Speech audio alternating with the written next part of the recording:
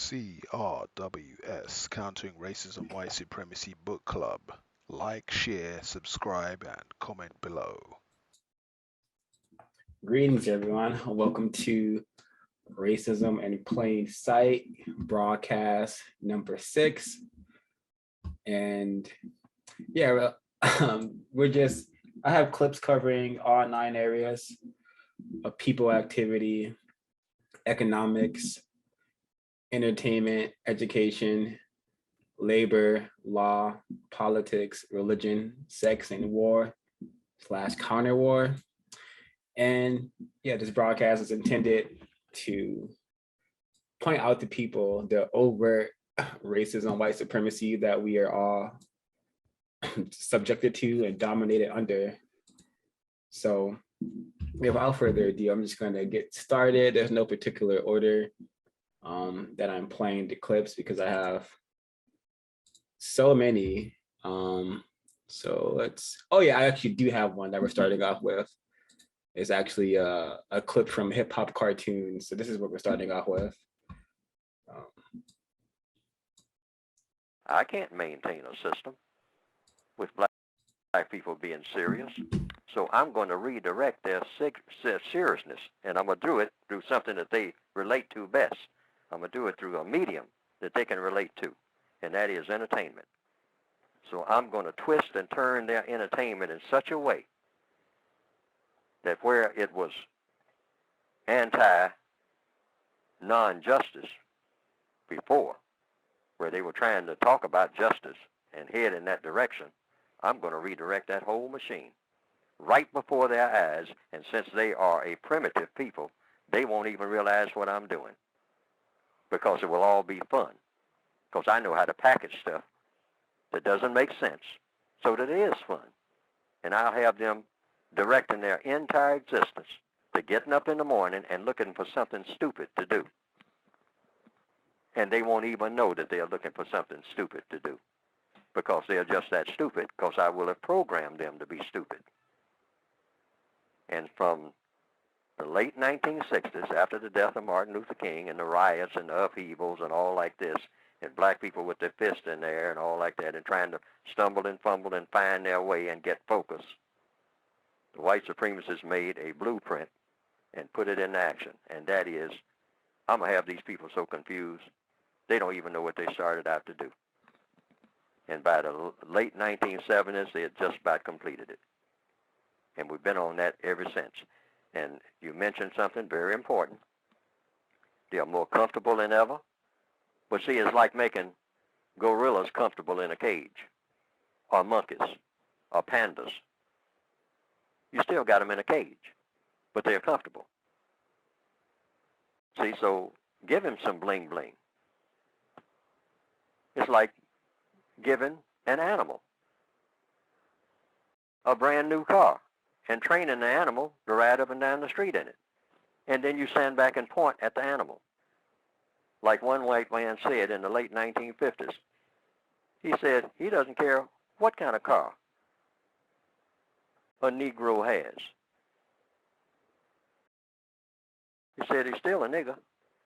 And when he rides by in a shiny car, to him, it's just a monkey in a car. White people built a car, put a monkey in it, trained the monkey to drive the car, so now you're looking at a monkey in a car. See, but black people don't see themselves that way. But this is how the white supremacists see us, and they are the ones who run our business. And we have to know that when they look at us, that's what they see. That's what they see. That's what they see. And at a subliminal level, what they see begins to spill over into our brains so that we at a subliminal level see each other that way. And indirectly see ourselves that way. And that's why here it is in the year 2008, we have no problem slaughtering each other and think it's fun. You can hear the 9mm popping in the night even as we speak. That's black people out there having fun, because that's what we're doing. F-U-N, that's what that comes under. That's entertainment. killing each other.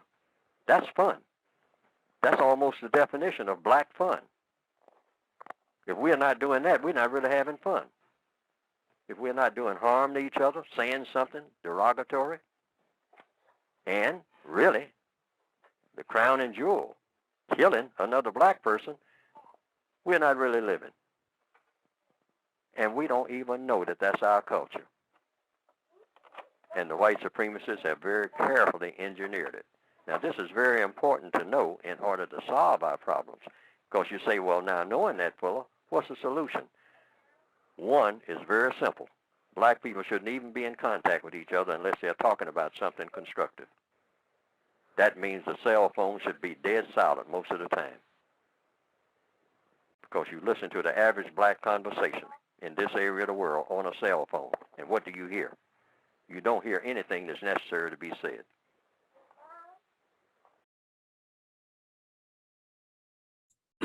Mr. Neely Fuller Jr., I would suggest everyone go to producejustice.com, buy the book, the word guide as well. Very integral into learning how we can eliminate the system of white supremacy. I didn't play that for us to discuss it. I just played it as an intro, but there is a clip in the pipeline that is very much related to the clip we just watched. And I think what we're doing here is a very constructive attempted counter-racist business meeting. It's always important discussing racism and white supremacy, what it is and how it works. So I'm just gonna go ahead and go to the next clip and we'll discuss this one. Used in this next story could be disturbing to some. An email from the school guidance counselor at Assumption High School identifies a group of Assumption students reenacting the death of George Floyd in a video that's circulating on the social media app TikTok. Now some students and parents are telling me they want the kids in this video expelled from school. It's new tonight at 5. Mama, please don't you cry, I'm sorry. The video at first, confusing to some. Watch again, then you see it. An Assumption sophomore kneeling on another student's neck, similar to what a Minneapolis police officer did to George Floyd, who later died. Have you seen the video? Oh, yes, I have. This Assumption student doesn't want to be identified, but they do have something to say about the TikTok video now circulating the internet. It wasn't right. It wasn't. None of that was funny. None of that was called for at all. One Assumption parent tells News 8 he kept his 3 kids home from school on Thursday in an act of solidarity and to send a message to the school leaders that they want the kids in the video held accountable. Some students saying they want those classmates expelled. Students here at Assumption High School tell me they did receive an email from the guidance counselor saying that this video is not who they are, that they denounce racism, and they hope to use this video as an opportunity to teach kids and make a positive impact on the community. I hope they do get consequences, and I hope to show that that wasn't right, that that can't be happening. Students and parents demanding consequences. That's not Assumption at all. We stand for better. Hoping for meaningful change. Better. Hoping for meaningful change. Consequence. All right, so, it was pretty much well explained there. Suspected racist, role played the George Floyd execution, which I'm pretty sure many of us have seen or at least know about the George Floyd murder. So this is just, and it's really funny that this takes place at a high school, because I was talking to a suspected racist over on the internet, which is never a good use of one's time and energy. But I was telling, they told me that most of the racists are over 30. They say most of the racists are over 30 years of age, and a lot of them are about to just die out. And I thought that I sent him this article, and I said, sure, because this is taking place in a high school. Racism is taught, it's programmed into white people. I suspect I haven't ever met a white person who wasn't programmed into the system of white supremacy, and I suspect I will never meet a white person who hasn't been programmed into the system unless they're not from this planet. So yeah, this is just tacky, trashy, and terroristic. Reminds me of Neely Fuller's definition of the tragic arrangement, and then you know, the relationships and the interactions between white people and non-white people, at best, tacky, and then it gets from tacky to trashy, and from trashy to terroristic. And this high school's name is Assumption. I don't know if it's named after a person, but we should all assume that white people are capable of being racist, of practicing racism, white supremacy, which is why I definitely followed the part of the counter-racist code, which indicates that we should see all white people as suspected racists. This will allow us to diminish and even prevent some harm that can occur, because white people are masters of deceit. So if we have in our brain computer that, hey, this is a potential racist suspect, we won't be surprised at these incidents anymore. We'll be like, well, this is what a racist is supposed to do. They're supposed to practice racism, white supremacy, and that looks like an infinite amount of ways in the form of mistreatment. And it's really tragic because Area 3 entertainment, Black people have given white people so much content in Area 3 that they can just use against us, because most rappers are rapping about harming other Black people or are causing trauma amongst Black people. So white people can take these songs and do their little TikToks and whatnot. We're gonna see a lot of that in this broadcast. But yeah, it's just super tragic how we've been programmed to support the system, especially in Area 3. And I do hope the the student in the video finds out about Neely Fuller Jr., Dr. Francis Cress Welsing, Dr. Amos N. Wilson, Bobby Wright, and many other attempted counter-racist scientists and soldiers who gave us tools in the form of information as to how the system works and what we can do to replace it with a system of justice. That's all I have to say about this particular clip. Are there any comments from the other host / panelist? Yeah, I'd like to jump in. 100% clear. There's an echo. Is there any way to clean up your audio? There's an echo. Oh, bear with me. While Miss Nebula is fixing her audio, would anyone like to chime in? Oh, go ahead, Nebula. Yeah, so there's still an echo. Demanding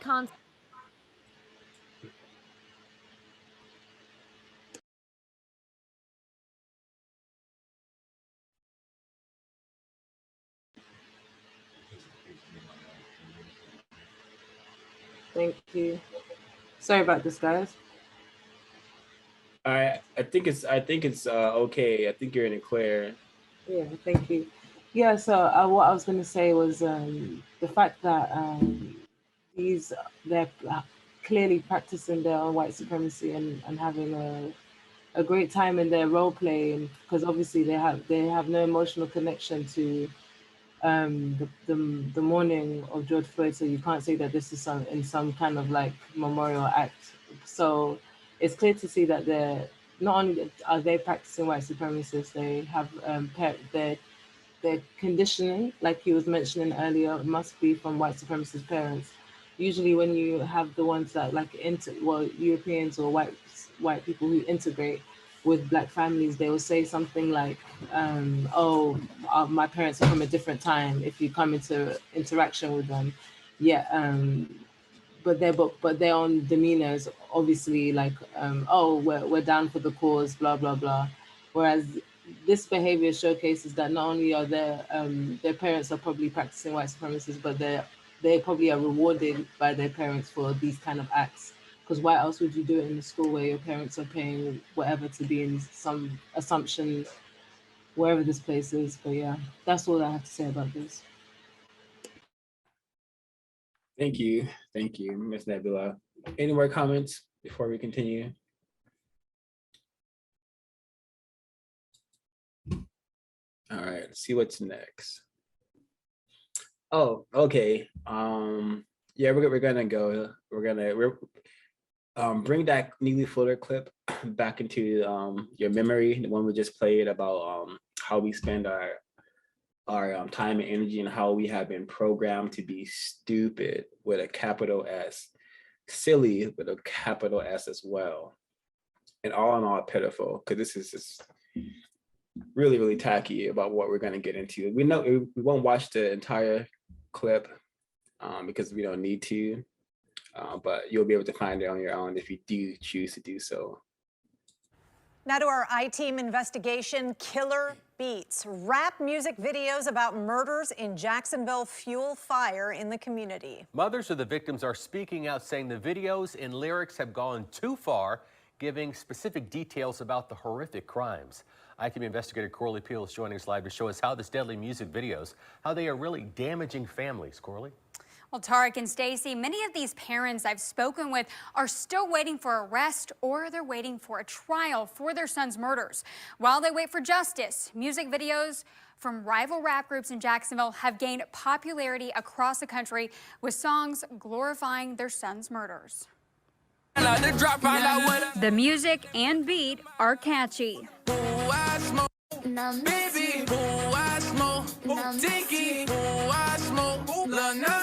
Gaining millions of views and plays on YouTube and streaming services.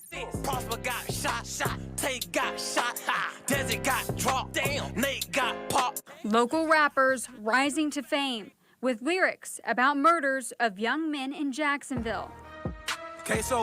And you know we smoke little biggie. The victims behind the lyrics are sons. What is it like when you see your son's name and his murder talked about in these rap songs? It's like somebody taking an open wound or a healing wound and opening it back up and stabbing at it over and over again. I hope and pray that, you know, the person or the persons who are rapping about, you know, that they understand that you have a mom too, and would you want your mom to feel the way the other moms feel? JSO says the different rap groups known as ATK and KTA are rivals on the streets. ATK and KTA, those are the groups that we hear about a lot. Are they the biggest problem for Jacksonville? They have been recently, for the most part. In this music video, And now I wonder what I said, got a low, I told her drop that. FNHP when the head ain't got the kite back. the man in the green shirt is Kenyatta Bullard. He's known as rapper Young and Ace. He was a sole survivor in a deadly quadruple shooting at the Town Center in 2018. In the video, he wears an ATK chain around his neck. The lyrics reference 3 men killed in shootings. I smoke, baby, I smoke, Dinky, I smoke, One of the Okay, I think that we all can understand what's happening here by what we've seen. Yeah, monsters and monstrosities. White people have done a number on us. They have trained us to enjoy participating in the sorts of activities. Bobby, right? You know, we kill Black people because they were never trained how to kill white people. And remember that Neely Fuller clip, you know, this is fun. We have been programmed, conditioned, trained, and led to believe that this sort of behavior is fun. And the white supremacists definitely love Black people out and about creating noise like this. A lot of people will call this music, but it should correctly be called noise because it serves no constructive value or purpose. There's no constructive value in listening to a bunch of young Black males talk about killing one another. That is not music, that is noise. And the reporter asked the Black male law enforcement officer, what is is this the biggest problem in Jacksonville, something like that? These Black males are not the biggest problems in Jacksonville. The biggest problem in so-called Jacksonville is racism, white supremacy. These murders can easily be prevented and stopped if we did not live in a system of white supremacy, or if the system of white supremacy was eliminated, these murders can cease. The mistreatment of Black males and Black females can cease if we lived in a system of justice. But racist men and racist women do not want such a existence. And I'm gonna respond to what was said in a chat. Drink Water said, if we can physically change the nature of racist men and racist women, how can we, I think he may have said, if we can't physically change the nature of racist men and racist women, how can we ever bring justice? And what happens if their nature is unchangeable? What are our options? I would say we don't have to change white people's natures. We don't have to change anything about them. We just have to change how we respond and react to white people and their system of white supremacy. If Black people no longer trusted white people, if they no longer engaged in sexual activity with white people, if they no longer participated in ghetto glorification, which is what this whole video is about, bragging about mistreating people, bragging about trinkets and money that white people have allowed you to do. We have to change our behavior. We don't have to change white people's behavior. We have to change, again, how we respond to them, how we react to them. If we're on the job, we're not laughing anymore. We're not talking to them about anything that is not of constructive value. We're just there to do our plantation work and go about our business of attempting to solve this problem by producing justice. So we should not be thinking that we have to change white people. That's not our job. It's our job to change their behavior, change our behavior, change our reaction to them. Because right now, not many Black people, non-white people are countering racism or attempting to counter racism, which is why this problem is so bad and seems so unsolvable. But I'm sure if we had an effective number of Black people countering racism, reacting to racism in a constructive manner, in a serious manner, with logic, not emotion, but logic, I'm sure we can make a lot of progress towards justice. And when I say progress, I don't mean the definition that white people have created. I mean actual getting people, Black people, understanding, uniting, not together, but uniting around a code, a counter-racist code. Like white people have a code, white people very much have a code, a racist code, and we need to have a counter-racist code. And I think that's all I had to say about this clip. Monsters and monstrosities, we have been devastated by white people's programming.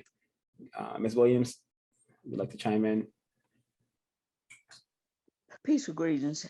As I was watching that, a thought came to my mind. We have in history about the slave patrol with the policemen and the mistreatment of non-white people. And when I'm looking at this, the thought came to mind to me was bounty hunters. Now, I know that may not make sense to somebody else, but to me, that's what came to mind, was a bounty hunter.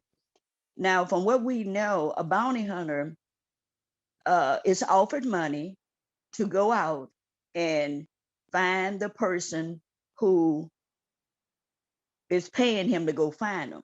But the whole thing is, a bounty hunter really does not care who the victim is. He doesn't really care if they're innocent or guilty. He doesn't care. His thing is, I want to make money. So when I look at these young rappers, it's like that's what they are trained to be, is bounty hunters, but the people they're going after is their own people. So for a price, they're willing to do whatever they have to do to keep the lifestyle which they think that they really need or want. And the monsters that they're making them they are not even thinking about the fact that these are families I'm destroying, just like with the mothers talking about how it makes them feel to see their sons being victimized again when they're trying to heal from what happened, but yet you're opening the wound back again for them. So it's no way possible they're going to heal from that. Although the system of white supremacy is here, and I know until it's gone, you really can't heal anyway, but it just made me think about the bounty hunter, and the young people are not really seeing what they're victimizing these people that are actually going to later they're going to be the victims, and somebody's going to be coming after them to make money off of them. But it's very monstrous in its behavior. So instead of producing young people that are thinkers, they're not thinking. They're just following whatever, and it's like money is their whole goal, and it's sad. I'm mute. Yeah, attention seeking. Attention seeking and comfort in the form of money is what many of these rappers have been trained to do. Haven't had any constructive person in their existence to tell them, hey, this is you could like go into welding and make a lot of money. You go into plumbing and make a lot of money, carpentry and make a lot of money, electricity work to make a lot of money. But no, many of us are trained to want to be entertainers, to make people entertained, and that is the conditioning. And the reason for having a counter-racist code is not just to be more able to exist in this system without mistreatment, but it's to produce a system of justice. Drinkwater having an effective number of Black people, non-white people on a counter-racist code, there is a goal there, and that goal is to either get white people to help us produce a system of justice or to kill us all. That is the only option that we should be okay with. Kill all of us and end this torturous hellhole that we have been placed in, or produce a system of justice. It's that simple. We should not be okay with this slow, torturous mistreatment that they have been doing for hundreds of years. So having an effective number of Black people on a counter-racist code, there is a goal there, and that goal is to produce a system of justice. Ms. Nebula, would you like to chime in? Thank you. I really really like that example of the bounty hunters, because that's exactly what I understand that theory. I can see them just being ruthless and not caring who they're hurting, just going out for what is theirs through this conditioned lens of this is how you can get it. What came to mind for me was a documentary that I had seen on Netflix about the Crips and the Bloods, that had gone into detail how it was even like FBI or whoever or initiated at first, but what it had really been bred from was boredom, lack of access to jobs, and they know this for their own people. So that's why it's definitely white supremacy. And you can see in the sense that they have made it center stage, where they have glamorized it, put it in, further indulged in the ghetto glorification, putting it on the news, talking about it, describing the lyrics to these parents, rather than offering some form of like a charity or refuge or education center that will repurpose these children's mindsets. That's exactly what white supremacy is, because you never see the breakdown of lyrics on and when it's talking about disparities in their own suburban neighborhoods. You just see reformations come in place and students being taken into this internship and that scholarship and this apprenticeship. So it's very disheartening and frustrating to see that not only is money and taxes and being spent for news articles, for bringing this as news, but we have to indulge, we have to take it while not even finding ways to tackle it. If a good number of African American families can email to this newscaster and say, "Well, change your news narrative, make a difference," versus further get or glorified. That would be really helpful. Yeah.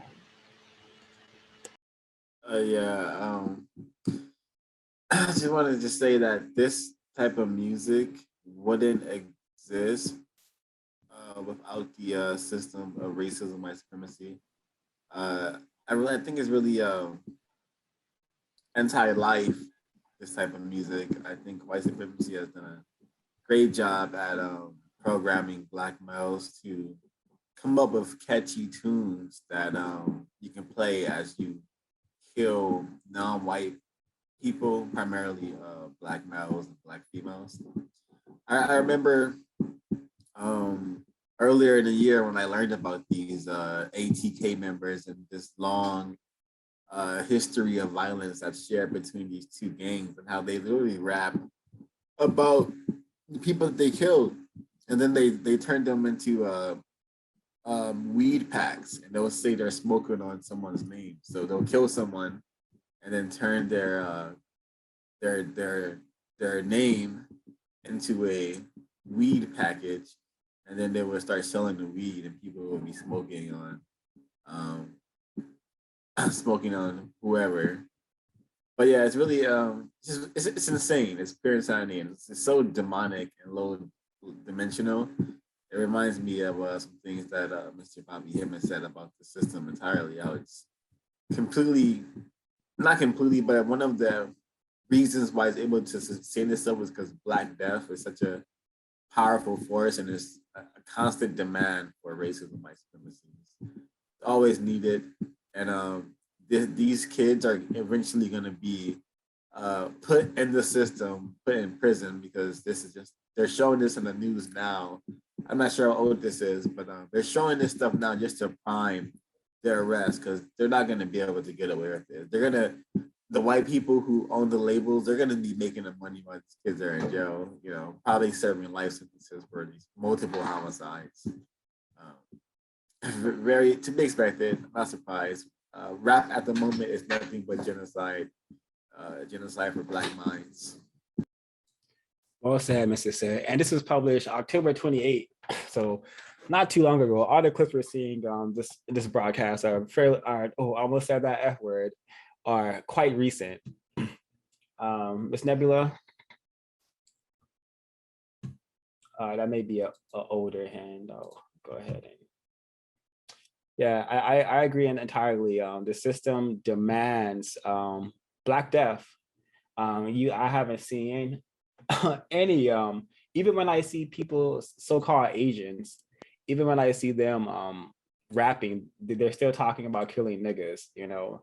So perhaps, oh no, I'll save that comment for when we get there. But yeah, monsters and monstrosities, and this is not what I would call music. This is simply noise, destructive noise at that, because young Black males and Black females who are exposed to this without any brain computer protection, they are easily led to think this is cool. This is something to be celebrated, something to vibe to, which is not the case. This is retardation noise. And I think that's no. Go ahead. That's why I heard someone say when a white person calls somebody a rapper, it's really them calling them nigger.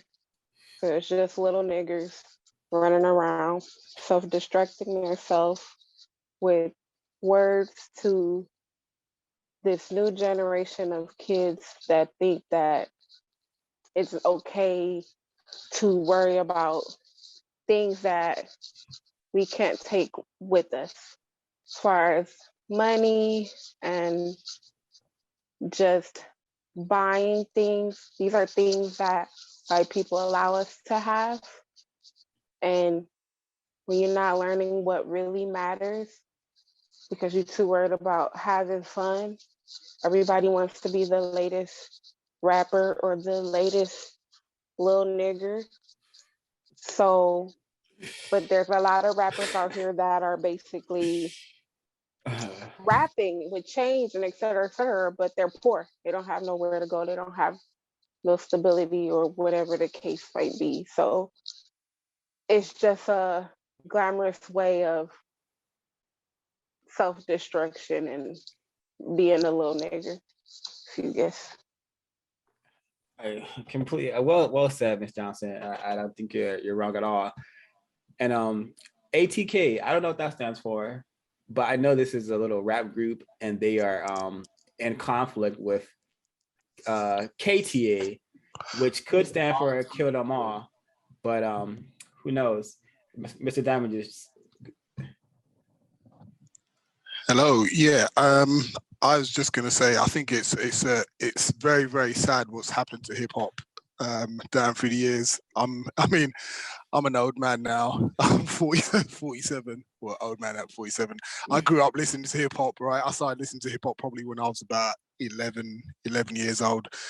And there was a lot of I'd say, I don't know what that phrase is, a lot of positivity in hip hop when I first started listening to it. There's a lot of KRS-One, a lot of Public Enemy, a lot of this different type of stuff that was designed to actually deliver some sort of message, some sort of constructive message to a lot of black people at a time when I start. And then something happened. I think it's really important to point out that a lot of these A&Rs, white supremacists, decided that this message of, I don't know, any kind of constructive message that black people want to, convey to each other, they had to sort of find a way to kind of infiltrate that music. And, so it became a case of when, say, you have 20 artists that come up to your A&R office and they've got different types of demo tapes,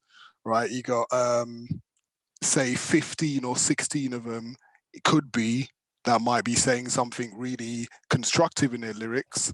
And then you have about maybe 2 or 3 with, gold chains, stereotypical, just talk about killing each other, killing niggas, blah, blah, blah, blah, blah. And the A&Rs would just use that destructive message. They'll choose that artist, they'll choose the idiot artist. And then obviously that message carries on, and then more black people got to see that this is how you make money out of the thing called hip hop, or this thing called rap. Hip hop just turned into rap music afterwards, and this is how you make your music. This is how you make your money. This is how white people will give you your money if you do some really destructive rubbish. And then this is what hip hop became, unfortunately. So we can change it if we want to change it, but it's really important to realize that it's a white supremacist that turned it into what it is today. Yeah, precisely. Folks should definitely check out the documentary if they don't want to read the book, Drugs as a Weapon Against Us. That definitely ties into what Mr. Damages was saying. And you said something really interesting. I'm just going to read this definition from the United Independent Compensatory Word Guide, and it says, old person, racial. Use this term to apply to the following conditions. 1, any person who loses the will to think, speak, and or act to find truth and to use truth to produce justice and correctness. And 2, any person who loses the will to think, speak, and or act to eliminate racism, white supremacy. Study the ways that others use the term old person. So think far from old, Mr. Damages.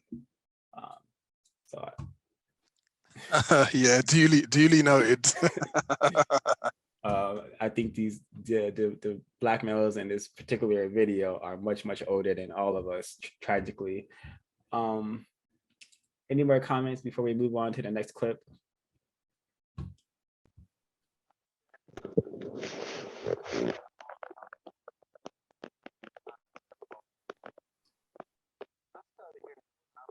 Evolutionist, it sounds like you're very far away from your mic.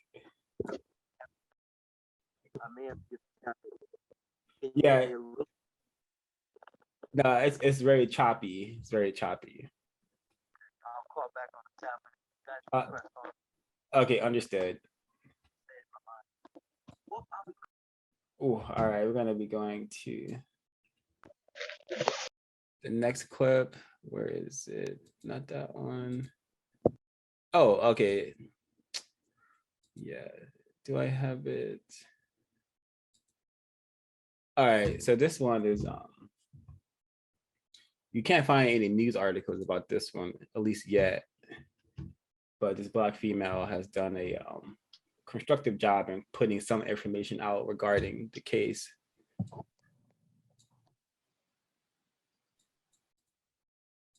What's up, everybody? All right, so you guys, real quick, before I get started with this video, I really desperately need you guys to share this video. There's no news coverage.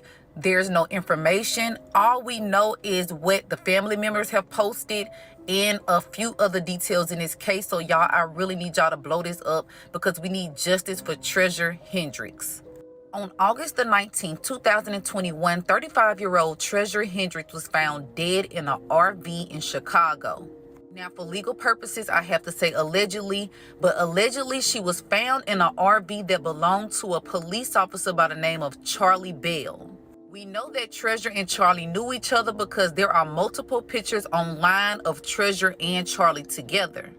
Also, another connection is there's a picture of Treasure's car and an RV that Charlie owns in the same location at the same time. After Treasure's body was found in Charlie's RV, Charlie resigned from the force. It is also being said that Chicago police is not really helping with this investigation, and allegedly they even threatened the family to stop making flyers and posts about this situation. I searched high and low for just a news article on Treasure's situation, and the only thing I could find was social media posts. I could not find any legit post on this situation, so I find it very odd that a Black woman was found dead in an RV that belonged to a white police officer, and there is no media coverage. Something happened to Treasure, and Charlie knows what happened to her, so let's blow this up and let's find out what happened to Treasure Hendricks. So the system of white supremacy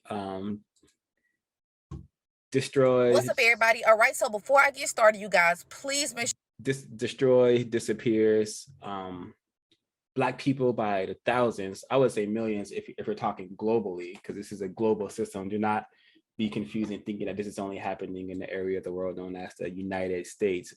White supremacy is a global problem. I thought this was very telling on, you know, just the value of Black females. Very easy to get away with murdering one of them, especially if you're a race soldier, as I suspect Charlie Bell to be. I know he may have, I think he resigned, according to what the Black female said. So he may have resigned, but race soldiers are, especially white, oh yeah, race soldiers can only be white. So race soldiers are very powerful in this system.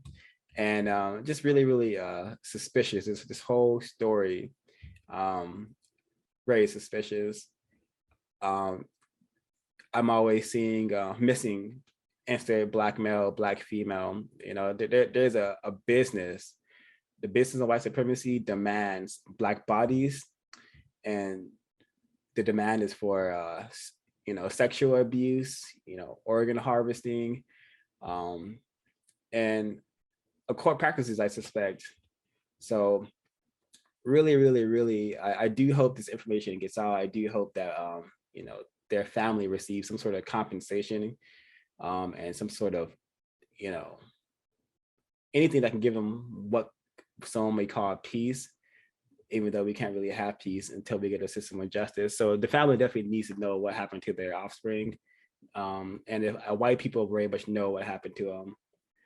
And yeah, super terroristic and tragic. And as long as we're in a system of white supremacy, we can expect 1,000 more Treasure Hendrickses and 1,000 more Charlie Bells, because that is how the system is designed. It's designed to produce these terroristic situations. Any comments on the clips we've seen thus far? Yeah, this is I heard about the story, and I thought she was found in a police station parking lot inside a police van. I don't know. I'm not sure if this is which one is accurate, but I know a race soldier slash police officer was involved. I highly suspect that he murdered this black female and left her body there, and simply believes he's going to get away with this.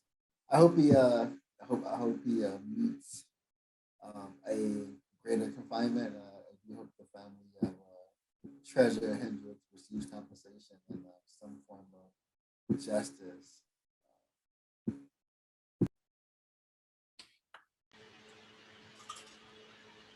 Thank you. Same here. Nebula, are you gonna chime in? Yeah, I want to say justice to Cheza Hendricks. When her family have been asked to bring down the posters, it's a cover-up. It's just that we get to hear about it because of social media, and that is the double-edged sword of social media. But what are we going to do with this information now? It'd be really good if one of those family members could set up a charity and people could just, I don't know, send in the funding so they can at least protect themselves from the continuation of asking for justice, because it's probably going to be hard, or getting themselves a proper lawyer. If social media was used the right way, then hopefully somebody could do it for free, who's like a high profile or whatever. But the point is that this is when the community is in need, before the family go missing, because it seems like they'll do anything for their fellow comrades. Even from the photo, he seems like someone who'd be a fan versus somebody who should be in her space and companionship. So I don't know, I'm just good at reading, but he looks like a short-tempered person that will take someone's life. And it seems to be happening a lot in the European establishments, like this past two film sets where people have just shown up dead, just allowing their anger to just reach wherever the limits go. Like now the GTA games and the consoles are in the real life, and they're living out loud. We have to do something to stop it. Counter racist code could be sufficient in countering a lot of this terrorism going on planet Earth. And about the never mind. Any more comments?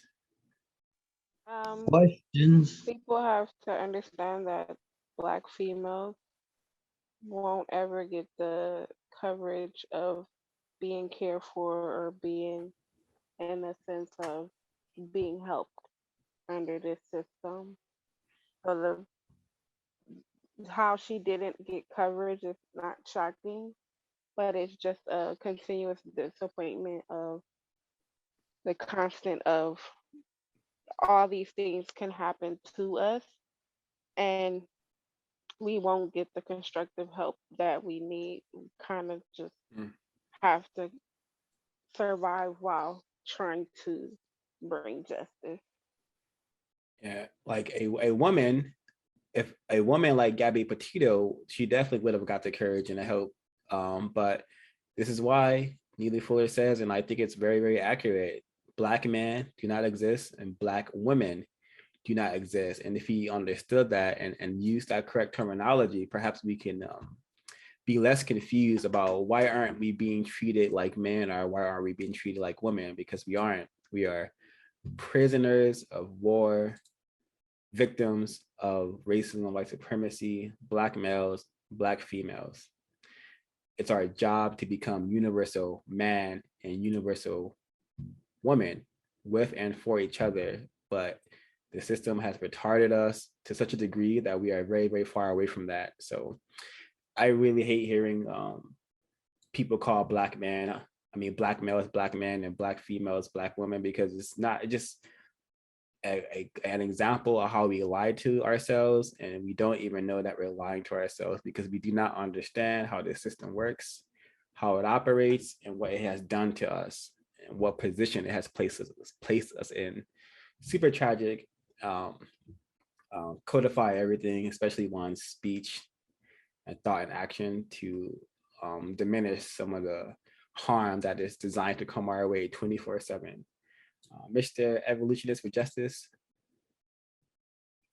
I think we all should try to invest time in publicly, openly asking Black people who have sexual relations with whites questions in front of everybody. Questions that like, are you and that white female equal after you have sex? Are you and your white husband on the same level after you sign the marriage agreement? Or did all this sex all these years make you equal? Should sex be between equals? Did they take advantage of a weak people or the weak position you're in? And I think we should question white people in front of their victim that they're sexually sewering. Ask them openly. You really think Black people are attractive while being subject to worldwide white supremacy, degraded, demoralized? You really think that those are the people you should have sex with? Pick one of us. I think those questions fuck up the program. Right, and that's an excellent suggestion. Excellent suggestion.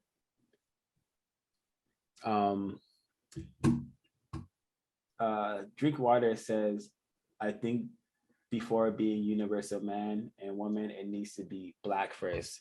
One must remember, we are not Black. We have been classified as Black by persons who classify themselves as white. So this, this skin, this skin here is not Black. It's not the color of this phone, and it's just part of the confusion we've been taught our entire lives to go with. But I'm aware that we are not Black. We have been classified as Black. I say Black because it's the easiest for people to understand that. When I say Black, I'm talking about persons classified as Black. So remember, white people classify themselves as white, and they have classified us as Black. And they also named us Africans. Before they came around, we weren't calling ourselves Black or African. We had various other names that I can't recall because the white supremacists have retarded me so I don't even know what I actually am.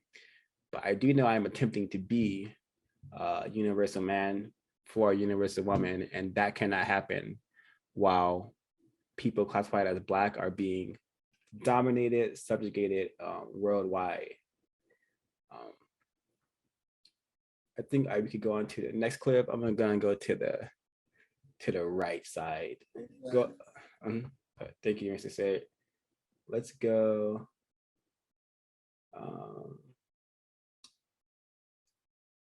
Let's go here to the right side.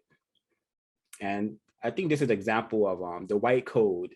And the white code is to keep Blacks subjugated, dominated at the bottom. And you can see that code taking place right here in this clip. Nowhere.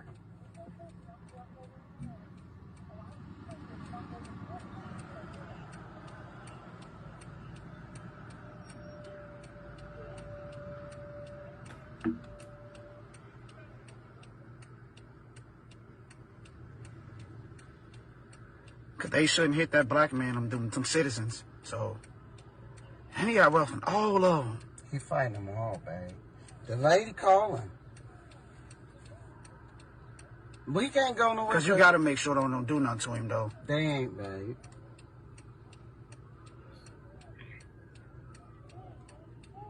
They ain't doing nothing to him, babe.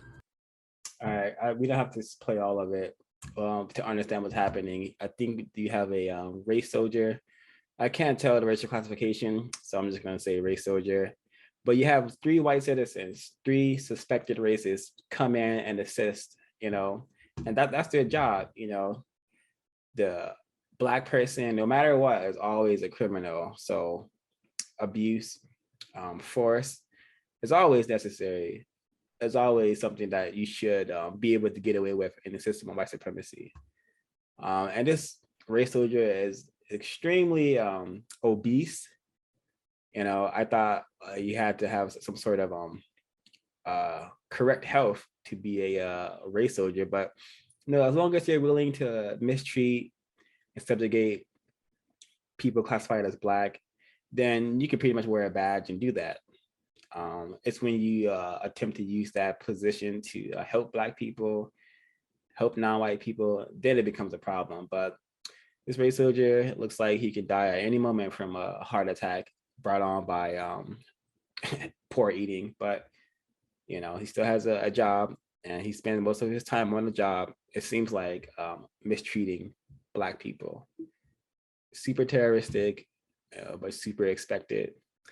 And people talking tragically sound like that it could be two Black males engaging in counter-sexual behavior, but we don't see them. So it could be a Black male, a Black female, but it just sounds like two males to me. But I may be in error. I don't know. Any comments about this one? All right, no worries. I try not to watch. Once I know the Black male is being arrested, I can't watch, because I know how it is when they about to put them cuffs on you. That's you thinking at the most time when you, okay, this could be the last moment I live. And I prefer not to even watch, because I don't know what's going to happen if whatever happened. I don't know what my reaction would be watching somebody get beat up or whatever. I learned when I was in LA, city where you got to really look hard to find a Black boy. But whenever anything would happen, it would be so many law enforcers and so many white people waiting to get a chance to put a knee or a fist or a hand on that nigger. That I mean on every block, everybody be like, yeah, let him do something, while they surround him, and he, you know, usually be in what they call a psychotic episode, but it's clearly emaciated, weak Black male, drugs and alcohol, you know, addled. But everybody would anticipate just hoping that he would get the worst treatment and hoping they could get a piece of it. That's, at least that was my perception, looking around the mystified lust in all the eyes. So I don't even watch. I can't do it.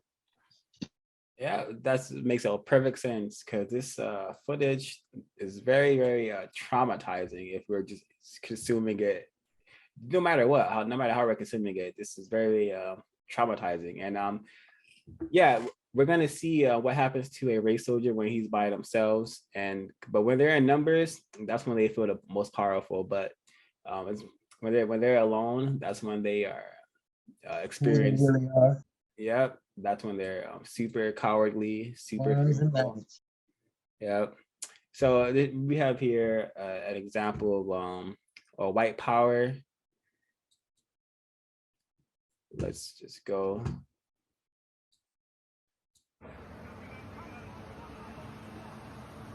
It was those people going after him. I saw that. Yes. I saw that. There were people going after you, and the cops went after you and not the other white guys. I saw that shit. You were the one that was being accosted. There was a couple like white guys over there that were going after him. They got out of his vehicle and he was trying to back away. Oh, one of these cops actually believed the white guy when they said this guy was the one in the fucking wrong. That's what fucking happened. Okay, well, you're not going to contribute positively. I don't give a shit. Okay, we're injecting things in. Yeah, why didn't you pull over the other guys that were part of it? We're done. Okay, good.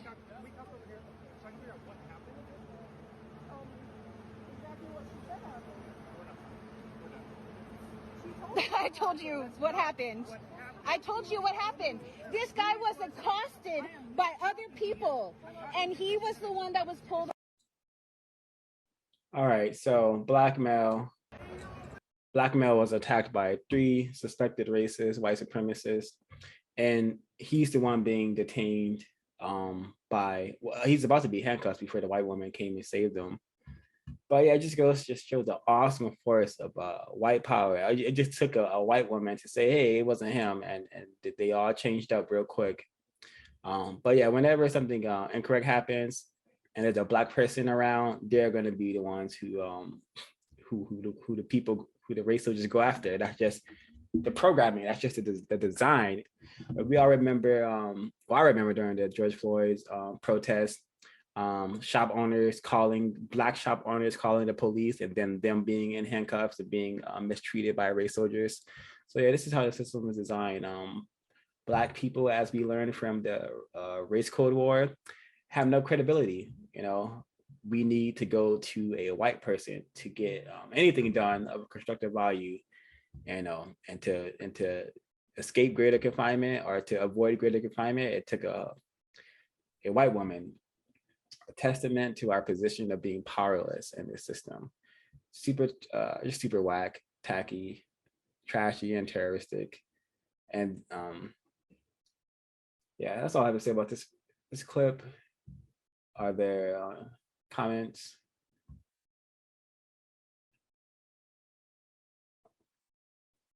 Alrighty. Still don't trust her ass because she has intentions. She's saving him, but I'm sure she has a desire to sewer him. Oh, and she didn't do it off camera either. So now she can use that video to brag about her being a good white person, her not being racist, but she's still a suspected racist. All white people, no matter what so-called good deeds they're doing, are suspected racist. This is a very interesting clip, full of just masterful deceit, I think. Masterful deceit.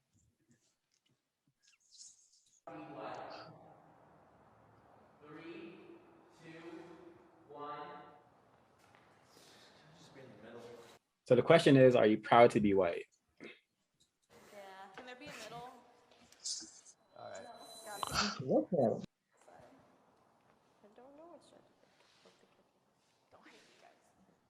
I almost went there too. It's like I think so like hard. guiltily, like I'm like happy that I'm not oppressed, but I'm not proud of like things people have done in the past. When I think of being proud of something, I think of something I worked for, or that I had to do nothing to be white, absolutely nothing, and nothing was taken from me because I was white. It's like saying I'm a proud white person is a completely different saying than saying I'm a proud black person. Because when you hear I'm a proud black person, I think empowerment, I think strength, I think courage, I think, all these amazing things that the black community has done and accomplished throughout the years. But then when you say I'm a proud white person, already there's so much like hate involved in that. Thing about that is like how you said, someone who says I'm proud to be black, that's empowerment. Why aren't I allowed to be proud to be white? What makes it wrong? Yeah, what are you proud of? Just your skin color? Because yes, that is wrong. So you're saying I can't be proud to be white He's because I all don't have alone. No, that's not what I'm saying. It's that when white people say they're proud to be white, a lot of times, at least in my opinion, they're talking about their skin color, that they're not a different race. I think that's wrong. Yeah. But as like we were talking about, as a proud black person, they've been oppressed. That a lot of their culture was stolen from them. And a lot of reasons that I don't like proud to be white is because it has the Nazis used it. The KKK used it. I don't want to be associated with any of those things. So I'm just going to completely stay away from that. Sure, I'm not proud of like what my culture's done, but at the same time, like I would not want to be anything else. If I had to choose another race, I don't know what I would be. I'm okay with where I am, even though I'm getting backlash about being white. I see this as nothing. I see this as nothing more as a training ground to get the younger suspected racists to be more refined. I guess 2021 it's too overtly racist to be proud for their racial classification. So they're trying to teach the younger folks to, hey, don't say you're proud to be white, just keep it a secret, and then come up with all this jargon nonsense as to why you can't be proud. And I really can't pinpoint this black empowerment. I really don't know what that even means. Black people shouldn't be proud to be black because you had nothing to do with it and you didn't make yourself black. White people made you black.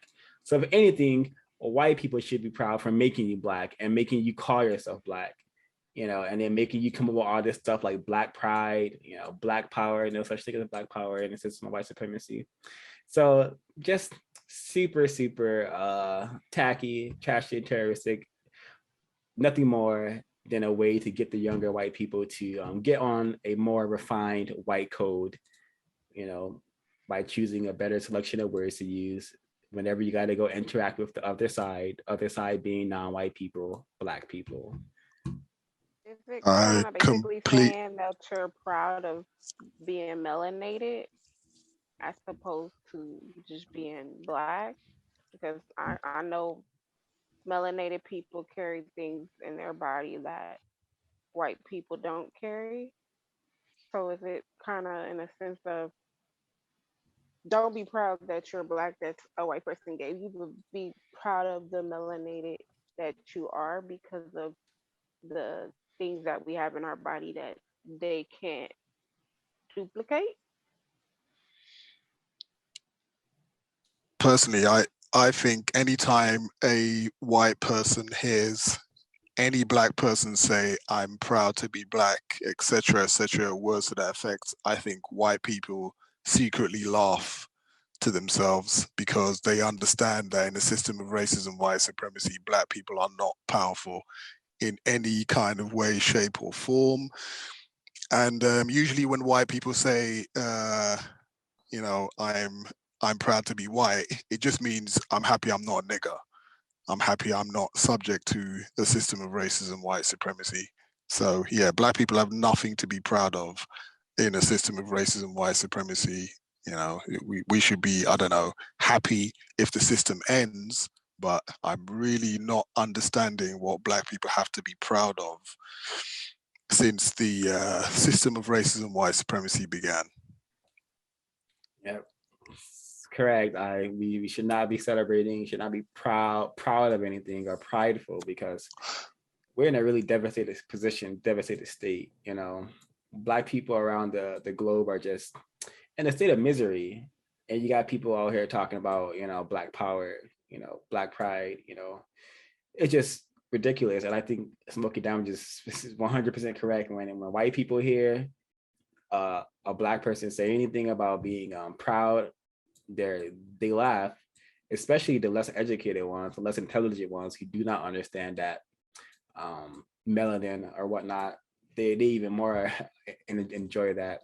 But I would say appreciate your existence, appreciate melanin, but don't be appreciate your body. Everyone should appreciate their body because it allows them to do things. But as for being proud about it, you didn't sign up to be Black. You were just born that way. Any more comments? Yeah, and I'm just speaking on what the Black female mentioned, like being proud that we have more than people who classify themselves as white. They're mutants. That's what I was saying. Like in the beginning of it, just look at them. If we really just look at them, not just with these physical eyes, but look at what we know, and then just physically, these people are mutants. And I'm not being funny or nothing. I used to, unfortunately, be sewered by this filth, but these people are they're mutants. Just look at them. I sometimes daydream all day. I'm looking at, because I'm in so-called health. So I'm looking at people who, how the hell did they, but they're graded weapons of mass destruction, because physically there is nothing desirable about a mutant. They lack color. That's why I was laughing when the guy said skin color. You have none. They have none. And so he knows damn well that's not what white is, skin color. And they don't they all look like something happened, and the people who had them as offspring. That girl was talking, and the big girls. We just got, we got to really, really get this filth out of our minds. Just look at them. They're mutants. And so there's nothing to be proud of. That's why I don't even think it's a great feat to like beat a white male in something physically. That should be expected. I've been doing that my whole life, It's not like something I'm gonna aspire to beat this white nigga. Okay. I think that's a excellent segue into the next clips. Let me see. All right, here it is. I gotta play this first, and then I gotta play the and get prepared, y'all. The clip after this is grotesque. When I say grotesque, it involves just white self-harm, white psychopathology to a very, very high degree. You like, how the fuck? And the test said, no, they're not the fighting or tough Irish. They have no neural memory. So when they get punched in the face because of their weak genetics, the fucking neuroMelanin is not receiving from their nervous system true pain understanding. Because we have neuromelanin that's advanced. Ow, why are you smacking? You know what I'm saying? That's us. I don't care how tough you are, because we feel it. You smack them, they go, that's all you got, man? Is that all you got? Like, you like, what the fuck is happening? No neuromelanin, not tough, just genetically dumb. That's a fact. All right.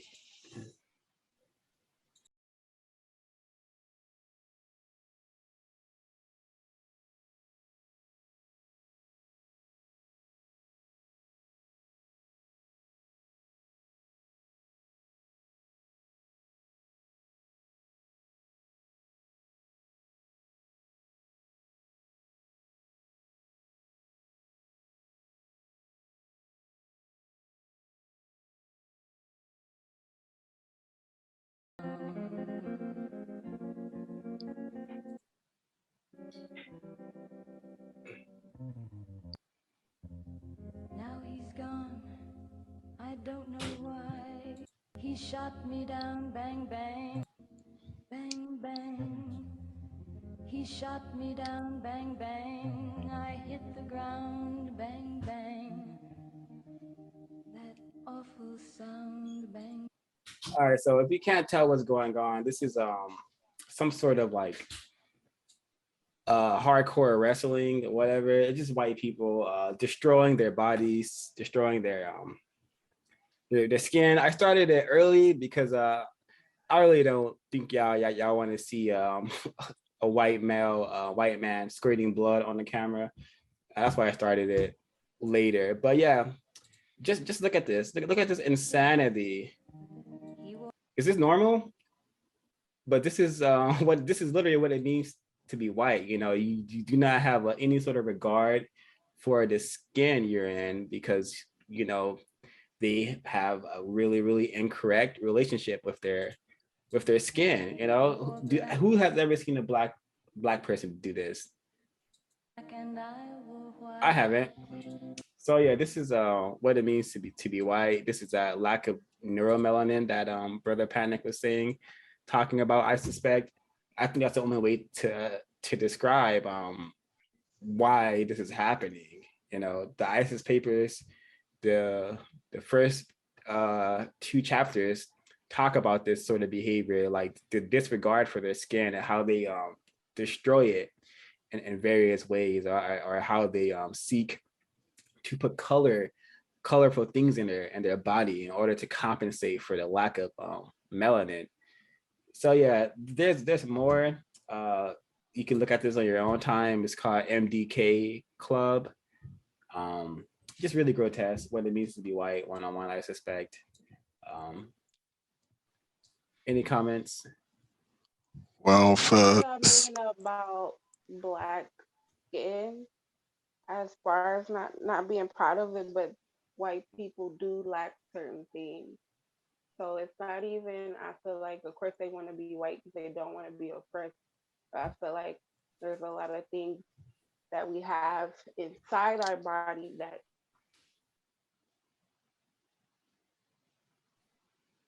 Mr. Damages? Oh, yeah, I was going to say, for non-white people who are probably going to be watching this, it's important to realize that this is entertainment.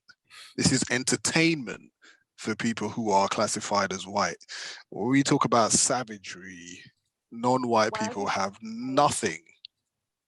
Non-white people have nothing on racist man and racist woman when it comes to savagery. I mean, sometimes when people talk about formal slavery, chattel slavery, people forget that, you know, racist man and racist woman, some of them ate black people. They ate slaves. Sometimes we don't like to talk about that side of things. When we talk about savagery, right? They ate slaves, right? So we have to remember that what they, you know, Roman Empire, Congo, except the list is endless. Like I say, it's no surprise that they do this type of stuff and they get a kick out of entertaining themselves like that. And and they probably get even more a kick out of entertaining themselves when, you know, when it's a black person being harmed in that type of way. Like, wow, you know, Mandingo fights, etc., etc., etc. Yeah, what you said just reminded me of the Delectable Negro. There's a part where a slave master is discussing how he cooked a slave over a billow fire, something like that. And he says he has never enjoyed himself, not even at the greatest ball, as he did when he woke up that morning, beat that slave near death, and then killed him and cooked him over a fire. So yes, this is read the Delectable Negro to have a better understanding of the cannibalism and what it means to be white. That goes hand in hand. So, oh yeah, and Drink Water mentioned Jackass. That's a show I grew up watching, Jackass, for entertainment. Again, entertainment. This is what white people do for so-called entertainment, so-called fun. So that show is also a great example of just the white self-annihilation, self-genetic annihilation. You know, they rather, you know, harm themselves in this manner than producing a correct, just world. Really, really telling about their just what it means to be white, you know, but just, you know, and just picking up on what you just said there about what it means to be white. If you are part of a group of people who are just not oppressed in any kind of way, shape, or form by any other type of color classification on the planet, what are you going to do to entertain yourself? You know, that's probably exactly what you would do, you know, if you're just what they call the apex predator, wherever on the planet, right? That's exactly what you're going to do. You do this type of savage stuff to entertain yourself. So, you know, important for a lot of non-white people looking at that. This is the kind of ways that racist man and racist woman entertain themselves. And an excellent book, like you just said, 05 is, Delectable Negro. so. And just because we're on the topic, let me find that article. All right, I'm just gonna read the article really quickly. Man goes on trial in Germany, accused of castrating men on kitchen table. Defendant 66 charged with murdering one man and mutilating several others. I know. I hope it mentions it. If not, I'll mention it. A man has gone on trial in Germany, accused of murdering one man and mutilating several others by performing illegal operations on their genitals. The 66-year-old electrician told a regional court in Munich that he performed the procedures at the men's request. The defendant, whose name was not released for privacy reasons, claimed he initially offered sexual services on sadomasochistic website in order to earn money to pay off debts. Later, the man allegedly began performing operations on his kitchen table in the town of Mark Schwaben, telling his victims he was a trained medical professional. The German news agency DPA reported the defendant told the court he castrated or partially amputated the genitals of 8 men between July 2018 and March 2020, but he denied responsibility for the death of one man who died several days after a procedure. The dead man's body was found in a box by police 3 weeks later. Prosecutors have charged the defendant with murder for failing to call help in the case of the man who died, and with serious and dangerous bodily harm. So this is another recent. This is an article from October 28th, 2021. So very recent, and this is the sort of again, the ISIS papers, you know, white people have a really, really incorrect relationship with their genitalia because it's through their genitalia that they were born white. And when you're born with that classification, with that lack of melanin, with that deficiency, it seems like to me it takes a toll on the psyche, so much so that some want to even remove their genitals or change it in some sort of manner. Has to fall into that self-genetic annihilation, has to, or what else could describe this behavior? It has to mean something, and it has to be coming from somewhere. I suspect it's coming from the incorrect relationship white people have formed around their skin and the reason that they are white, which means that they were conceived with a white phallus and a white vagina, and then they came out white. So there's something disturbing and incorrect about this sort of behavior, and I suspect it falls right under there as the Welsing moment. You know, the ISIS papers written all over this case. I may be in error, but I suspect I'm on to something. Any comments about this article?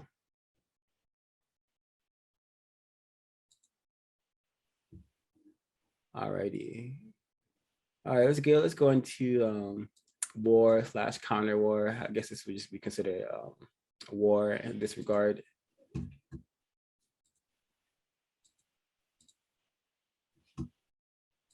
I can get it to play.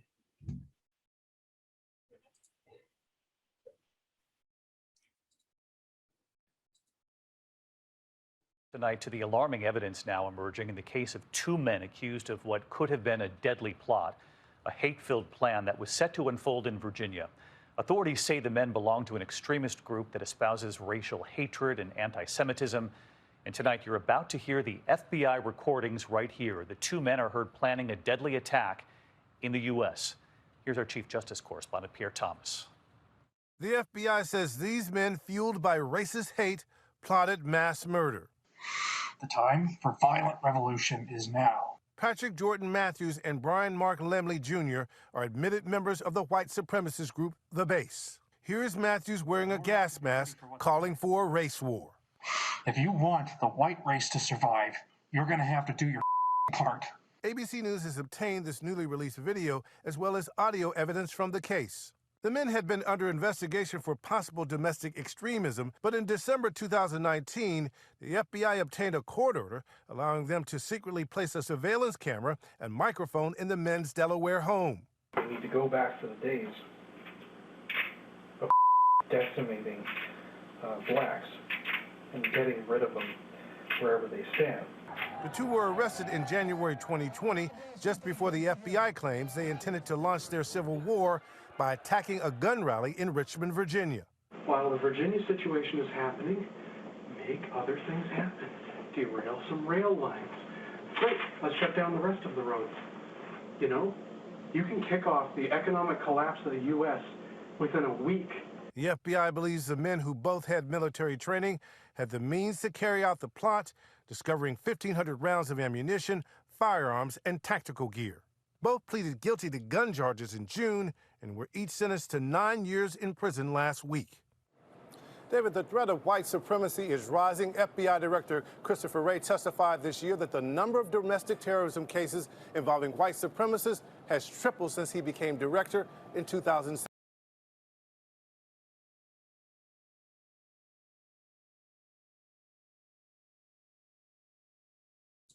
All righty, there you have it. The religion of white supremacy is a worldwide war against non-white people, especially Black people.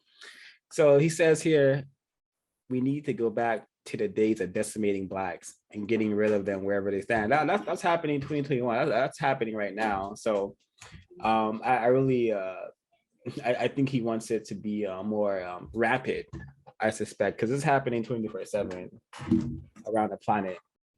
And also, it seems like these particular white people are very much understanding that white people are a global minority. They're about less than 10% of the world's population. So they know that if they want to maintain their numbers and maintain proportional numbers to non-white people, that yeah, they probably have to kill a lot of non-white people. And they're urging other white people to do the same, to go out and kill some Black people, help the war of racism, white supremacy. Very, very terroristic, but this is I have a document, and there's about 75 white supremacist groups that we know of, and this document is very, very old. It's probably like 15 years old, so I'm sure that number has probably tripled. It cut off towards the end, but the news correspondent was saying that white supremacist groups are growing, and that makes sense. You know, it seems that white people are beginning to understand that they are a global minority, or if they don't know, other white people are telling them that they're a global minority and they need to maintain white supremacy. You know, it would be really constructive if non-white people were getting the message that we need to counter racism in order to produce a system of justice, because we don't have to be mistreated and dominated. You know, it's more of us than them. It's just that on our side, we are very, very, very confused. On the white side, not many of them are confused. And even if they are, they have a system of white supremacy behind them that compensates for the confusion, compensates for their stupidity, and compensates for their genetic deficiencies. So we don't have that. We don't have anything to hide behind. So we need to be serious, and we need to diminish our confusion, because there are millions of Patrick Matthews and whoever the other white supremacist was, millions of them. And it's also a really deceiving news broadcast, because the threat of white supremacy is not growing. It's always been massive. It's always been in our face. It's not something that's creeping up on us. It's not something that, you know, is just coming around the corner. It's always been here. And this is also deceiving because it makes us think that the FBI is not maintaining white supremacy as well. It very much so is. Reminds me of the movie Mississippi Burning, you know, where the two white supremacists come into town to solve the case and whatnot. This is what this news article is about. You know, the FBI helped to capture these people, but they're not helping to end white supremacy. They're not helping to eliminate these white supremacist groups. Just a couple of white supremacists that got out of line. They're going to do 9 years, if that, and come out more refined, you know, come out able to participate in terrorist activities in a more professional, refined manner, I suspect. So the FBI is not an organization helping Black people. It has a long history of destroying us as well. Racial Matters, Kenneth O'Reilly. I suggest everyone get that book in their possession and learn from it. Any comments on this clip? The war of white supremacy. Anytime sorry, did someone else want to go? Are you fine? No, go ahead. Yeah, I was going to say, anytime I hear commentary like that on the so-called report that was on the white supremacist extremists, as they call them, or the hate people as they call them. Anytime I listen to that type of commentary, that's just further proof for me that people classified as white on this planet are not interested in stopping this type of behavior, not interested in any kind of way, shape, or form, just by the language that they're using.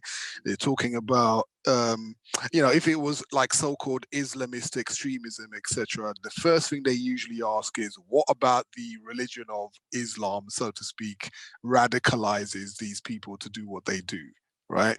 But then anytime it's some sort of quote unquote white extremism or white supremacist groups, as they say, misleading term obviously, because then that just makes us think that white supremacists are just those people that commit those types of things, when we all know that our neighbors, people we work with, are also white supremacists. But anyway, so what they usually do is they say stuff like, They say stuff like, what about the religion of Islam actually radicalized these people? But they don't say that about these white supremacists. What about these white supremacists? What about the religion of white supremacy? What about this world today radicalized those two white people? What about the way that other white people act, speak and act and think? What kind of things did they experience growing up? What kind of TV were they watching? What type of stuff did they learn at school? What kind of stuff do they, what kind of stuff do their parents, teachers, their peers talk about? What actually radicalizes those white people? You see, they don't want to ask those types of questions. The minute they start asking those types of questions, then they're going to have to arrive at the conclusion that the whole world is run. It's a system of racism, white supremacy, and that's what makes those two people act the way they did. Excellently said, Mr. Smokey Damages. Very, very well said. Evolutionist for Justice, would you like to chime in? Why that keeps happening?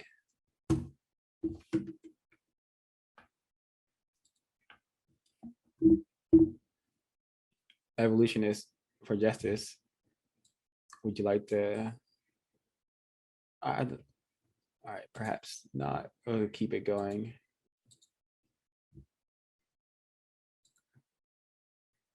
I want to get we'll go back to this one. I want to get the other war clip in. Let me get rid of the ones you've seen already. Please use this time, everyone in the chat. If you haven't liked the video already, please do so. Feed their algorithm so more victims of racism can be exposed to this content, so we can develop that effective number of non-white people who will solve this problem once and for all. All right, continuing. Area 9, war. The investigation found no violation of law, including the law of war. Did find execution errors confirmed by combined with confirmation bias and communication breakdowns that regrettably led to civilian casualties. So the ability for defense have declined. We're concentrated in one location with a lot of threat streams indicating imminent attacks that look similar to the attack that happened 3 days prior. So you can imagine the stress on the force is high and the risk to force is high. The intended target of the strike, the vehicle, the white Corolla, its contents and occupant, were genuinely assessed at the time to be a threat to U.S. forces. That assessment was primarily driven by interpretation of intelligence and correlating that to observed movement throughout an 8-hour window in which the vehicle was tracked throughout the day before it was ultimately struck. Regrettably, the interpretation or the correlation of the intelligence to what was being perceived at the time in real time was inaccurate. In fact, the vehicle, its occupant, and contents did not pose any risk to U.S. forces.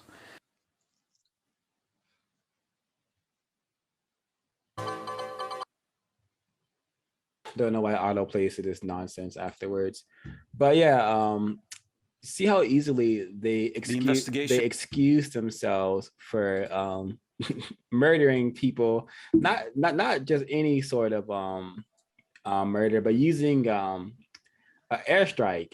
And this is not the first time this has happened. It probably won't be the last time this happens. But they use all this jargon, all these words in euphemisms, civilian casualties. They blew up people. They blew up people to bits. Looked like a non-white male and a non-white male child. Probably more. I only saw two pictures. But yeah, they blew up people to smithereens, and they call it civilian casualties. They say what led to this error was confirmation biases, which is from Google. It means that I guess making decisions based on like your preconceived thoughts or whatever, something like that. Let me actually read the definition for folk. What was this confirmation bias? All right, confirmation bias. is the tendency to search for, interpret, favor, and recall information in a way that confirms or supports one's prior beliefs or values. And yeah, it sounds like that's how a racist does things. A racist is programmed to think like a racist. So they have no problem justifying the complete destruction and devastation of people. And with technology getting so advanced, war technology getting so advanced, you would think that they have the means of identifying whoever they're trying to kill, but nope. We're using like $1 million drone technology and still killing the wrong people. I don't think any people should be killed in this manner, but white people are going to do it no matter what. But yeah, super terroristic. And I hope the non-white people in the area of the world known as Middle East get the hell away from this Allah, this Islamic nonsense, this jihad nonsense, and understand the war of white supremacy, because that's the only way that they're going to get out of this conundrum, this endless cycle of destruction. That's all I have to say about this particular clip. The words used by this really odd looking individual. It reminds me of what was in the chat earlier from Rate This Record, VGQ. White people really are unusual things, and I think she's correct. Any comments from this clip? Well, actually, I think it's interesting the term confirmation bias, right? About 2 years ago, I was having a conversation with a white person, a suspected white supremacist man, right? And he accused me of confirmation bias in terms of, he said, I see racism in everything. And I look for it, and then anytime I see it, then I just talk about racism all the time and blah blah blah blah blah. I said, well, have I gone? Yeah, and I said, well, if that is confirmation bias, right, then surely that's a good thing when it comes to identifying racism, white supremacy, isn't it? I mean, I should be able to look for racism everywhere, and I shouldn't be able to find it. It shouldn't be there, right? So if I'm looking for racism and it's confirmed, then that to me is completely fine. So yeah, I have confirmation bias all the time when I look for racism, white supremacy, because I always find it, and that's fine to me.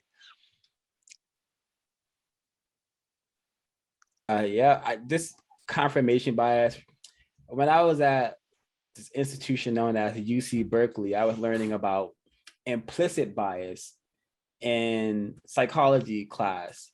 And the professor was a non-white Mexican male, classified as a Mexican. And he's talking about implicit bias. I'm like, that sounds kind of like racism, but I was more confused at the time. So I just went along with it. And I made a comment. So is implicit bias kind of like how Asian people are considered the model minority?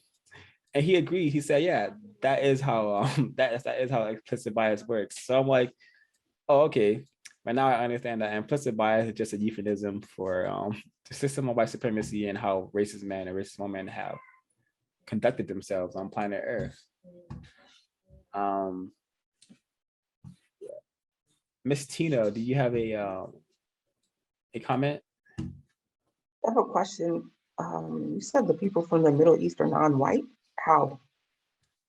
I don't know how, but I believe they were classified as non-white. At least some of them are. Yeah, I don't do the classifications. I just listen to what the white people say, and I don't suspect white people are over there blowing up white people. So, but I may be in there. And recently reclassified as white by Tucker Carlson the other day on Fox News. It's very strange that white people again are in charge of color classifications. For years, they said people from Afghanistan, etc., were non-white. And then recently, Tucker Carlson said, well, they're basically just bearded white guys. So they chop and change. They just make it up as they go along. Today you're non-white. In about a week or month's time, if it's advantageous to them, they'll say, "Oh no, you're classified as white now." Yeah, so it all depends on what the. Go ahead. I was just going to say, if they are over there bombing white people, it's only because they're disagreeing on how to expand the system of white supremacy. They're having a modern civil war jihad. Yeah, precisely. Okay. All right, I'm going to get into. We're just going to. Go ahead.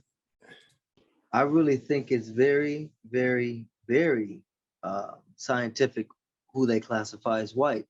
And I don't think it's done randomly. I think they have to put in a certain amount of work. They have to have enough testimony that they will attempt to dominate and mistreat people wherever they are on the earth before the whites call them fellow whites. These people, the ones here, are the powerhouse of all the other whites and the smartest. So when they finally declare that you're white, it's because you've shown them that you will add to the abuse and the domination of non-white people, and you will fill a role in the system, an open, hostile role. Today I had a white, his skin color is it's taupe beige or whatever, like the carpet I'm sitting on. He speaks Spanish, but he behaved like the white supremacists wanted him to. And I promptly checked him. He touched me after I told white people, I don't believe white people should be touching me, so don't touch me. He promptly got an order and a directive from them and came over and touched me. So I said, did those others tell you to touch me? All he could do was laugh. And I said, okay, that's cool, but I just want to let you know, if you want to be enemies, I'm with it. I was born for this. This is my destiny. Have a good day. No, and I just turned my back on him. But I let him know, thank you. You let me know. You put in your white card because of your behavior. Now you're going to be treated like the rest of them.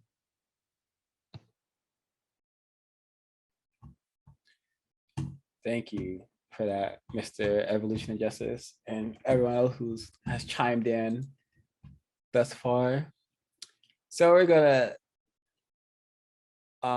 actually let me bring up some proof. Let me bring up some proof before you get started. We pause the share.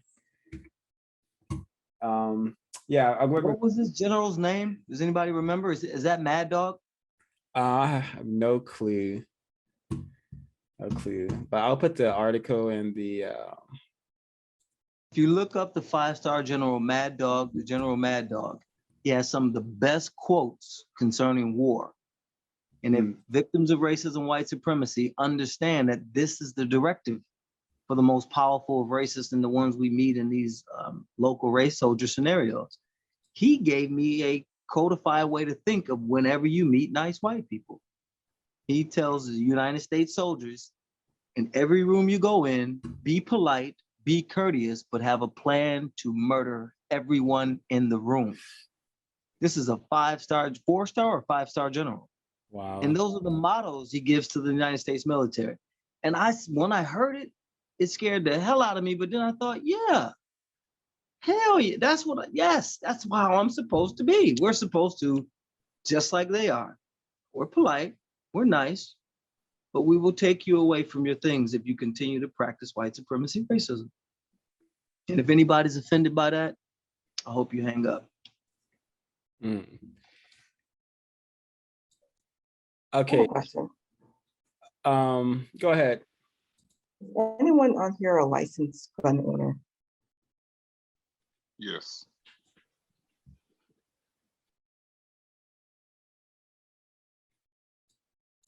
Okay. One person. What was that, Tina? Just one person. I was just curious. I didn't hear you just now. Just one person, because I was curious because you made that statement about the war quotes.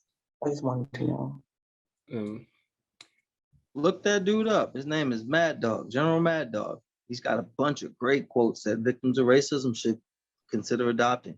Yeah, I definitely will do that. It sounds very constructive. So here you will see this They Live video kept getting copyrighted, even though you could find tons of people on YouTube using They Live clips and talking about it, right? And this clip right here also, the 352 clip is also very much copyrighted and blocked in various countries. Again, this is all blocked in various countries simply for trying to talk about racism using this movie. All right, so this sort of content is not allowed on YouTube, or if it is, it's hidden, you know. But look at this channel here. Just look at the thumbnails, you know. And because the agenda is not to replace white supremacy with justice, it's to keep the insanity going. Look at these thumbnails. All you really need to do is just see the thumbnails. You know, eat my ass, pound me, boy, suck it. You know, we got to get rid of these people. Look at this. Look at this gay. Look at these thumbnails. But we can't talk about They Live in a constructive manner. But they could post, and this channel has 1.42 million subscribers. Kind of sexual behavior is very detrimental to, I suspect, the mind and soul. But this is what's being promoted. This is what's being promoted. Look at this. Look at these thumbnails. I'm not gonna click on any of the videos, but I won't spend too much time on this. But we can't talk about They Live without me having to delete the video 6 times and editing it 6 times. But hey, this is fine for YouTube. This is fine for YouTube. So Area 8, full of debauchery, full of just vileness. Any comments? Any comments before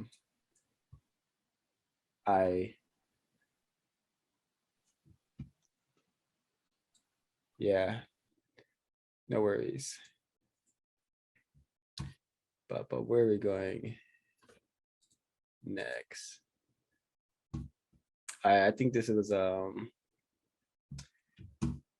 again, I hate the euphemism white people have given themselves. They call each other Karens. This Karen is a name. Racist, white supremacist, terrorist. These are sufficient titles for describing this sort of behavior. But don't call this sort of behavior Karen. Don't we should just stop with this euphemism. We should call things what they are. I'm not sitting here. It is not safe. Do you understand? Ma'am, there is nothing you see. Do you understand? No, ma'am, I don't understand. You can't make me. I'm not sitting here. Ma'am, please.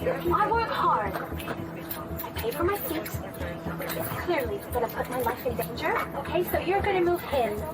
That's how it's going to be. I understand. Then move him. Ma'am, this is a full flight. I can't move anyone. Do you want me to call the cops? Do you want to lose your job? Do you?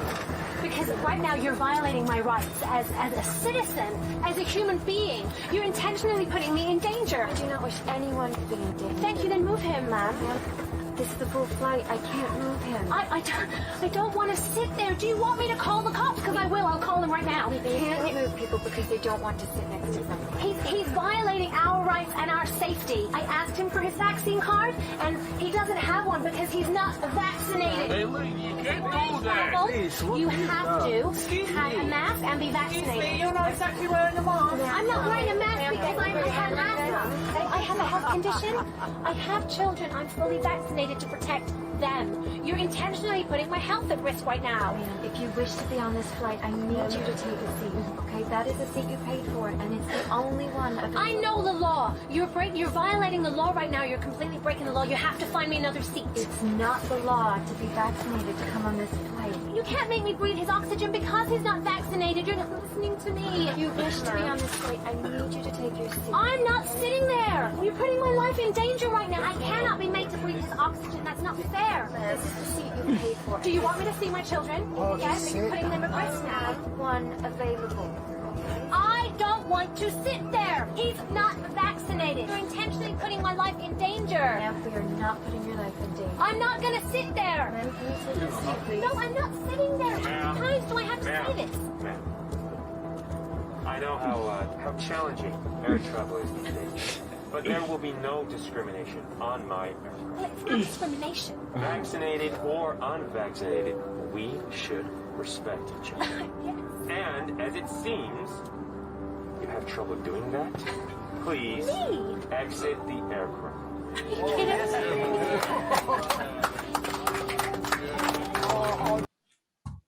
So just an example of just a white person who does not have that power and control will like spaz out, you know. So just something happens and within the Yurugu when they feel like they're not getting their so-called fair treatment, their white treatment, you know. I'm sure everyone noticed her using that word. And it took a white man to get this woman to calm down. And the music is just super extra. I hate that they added music to the background of this because it makes it seem like cinematic, but no, this is happening very, very often. It's very, very easy nowadays to find a video of a racist woman, suspected racist on the airplane, behaving in this manner. And this whole vaccinated situation they're creating is just more conflict. It's gonna produce more conflict and more situations like this. Super, super tacky. It's just really interesting that it took a white man to get her to just shut up or to stop, because the white woman, she was other suspected racist white woman, she was being very calm and collective when talking to her, but nope, did not stop her at all. It took a white man for some reason. I just really, really telling. I'm not saying that the white man is the sole reason for the system in place. I know it takes racist men and racist women to accomplish what they've accomplished, but yeah, just really interesting clip. I agree definitely that the word Karen is a woefully inadequate term to describe white people who practice racism, white supremacy. It's a ridiculous term, actually, and actually I've seen certain situations with white females especially who talk like that in front of black employees, and I'd say probably 8 times out of 10, if the white person is talking in that sort of manner towards the black employees in any kind of situation, if they mention law, etc., like the white woman was saying, I know the law and blah blah blah blah blah, a lot of times the black employees get very, very afraid of that, because you know, you got the law, the actual race soldiers law, and then you got the white person in front of you who you understand is your master, and a lot of times the black person then kind of caves in and you know, grants what the white person wants. And telling as well with that little clip that you just played there is the word discrimination. He's saying like people who are unvaccinated are being discriminated against. Proof again that the word discrimination has nothing to do with racism, white supremacy. White people use that word, or lots of different types of people use that word discrimination to describe everything. LGBTQ stuff is discrimination, trans stuff is discrimination, unvaccinated people, discrimination. Yeah. Everyone discriminates, right? You discriminate if you want to have tomatoes instead of lettuce, right? That's that you're discriminating about. So yeah, discrimination is not an adequate term to describe racism, white supremacy. So, you know, other non-white people watching this, just understand when they're talking about that, you know, discrimination, racism, white supremacy, not the same thing. Precisely, Mr. Damages. That's exactly. And there's a whole, I get a lot of content from this Instagram channel called Crazy Karens. It should just be called Crazy Racist, but we white people are the masters of words, and we are trained to use words inadequately, unfortunately. Going into back to area 3, entertainment. I think this J Balvin could be a white Hispanic, something of the sorts. Let's just look at this imagery here. I have it sped up to avoid the copyright, but we're not here to listen to this garbage anyway. We just want to see the imagery. Actually, I'm actually gonna mute it because I don't want to hear it. So.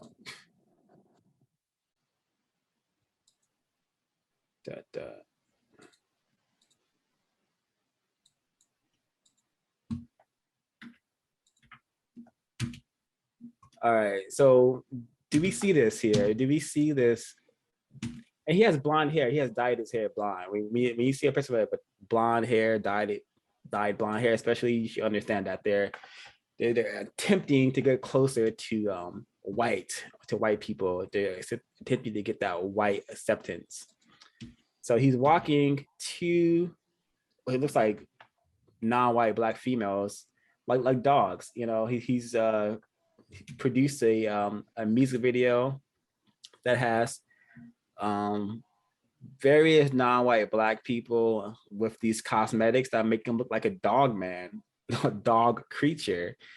And perhaps this is how Mr. Balvin sees Black people, sees non-white people, in this manner. And he thinks it's very much appropriate to have Black females walking on all fours, wearing leashes and collars. Super, super tacky. This guy's in Fortnite. This guy here, he's in Fortnite, which is played by billions of children. So they're gonna find out about J Balvin, blah, blah, blah. They're gonna see his Fortnite skin, and then they're gonna say, hey, I want to hear some of his music. And then they're gonna find this music video, and then this kind of imagery is gonna get stuck in their brain computers, and they're gonna view Black people, view Black females in an incorrect manner, possibly. So I don't know what para means. And this is not even the official video. I'm pretty sure the official one has like millions and millions of views. Let me actually I see. believe para may be female dog. Yeah, let's see. I think you may be correct. Where's the word? He apologized. Yeah, again, what the apologize is, who cares about the apology? We need compensation for this terroristic activities. Yeah, 2.9 million views. Super, super, just gross. Just gross energy. I'm sure we get it. We should get it by now. The kind of fun that's being made of us, we should get it. Any comments? Just people who are classified as white having fun in a system of racism, white supremacy, having lots and lots and lots of fun. I remember Needy Fuller Jr. was saying something to that effect as well. I can't remember the exact quote. I think he was saying years ago, is a teacher, I think, when he said they looked out the window and they saw I think it was a white female with a Black male. And I think it was the teacher that said to him, she's walking her dog, right? and a lot of times when we're in these tragic relationships, that's what it is. You're walking down the road, they see us as pets. They definitely see us as pets. I can imagine Mr. Cup of Joe 2020 on his, that's how he views Black people. He views Black people as pets, especially Black females. He just, and most, I suspect that most white people view us as pets. That's why they do all the chimp stuff, and they view us as pets. Yeah, correct. Actually, that reminds me. I'm gonna let me cue up that clip that as a perfect example of that. Perfect example of what you just said. Let me get it on the screen. Where is it? We've been watching so much stuff. So, all right, here it is. All right, look at this white woman who has been sexually suing this black male.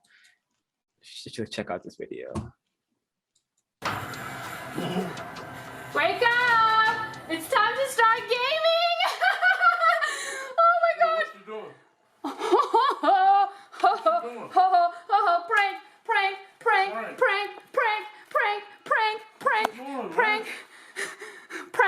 Prank. What you just did? I just shaved your freaking head! Woo! Look at that spot! Look at that spot! Oh my god! Oh, that looks bad. Why would you do that, man? Dude, seriously, it was a fucking prank. Stop.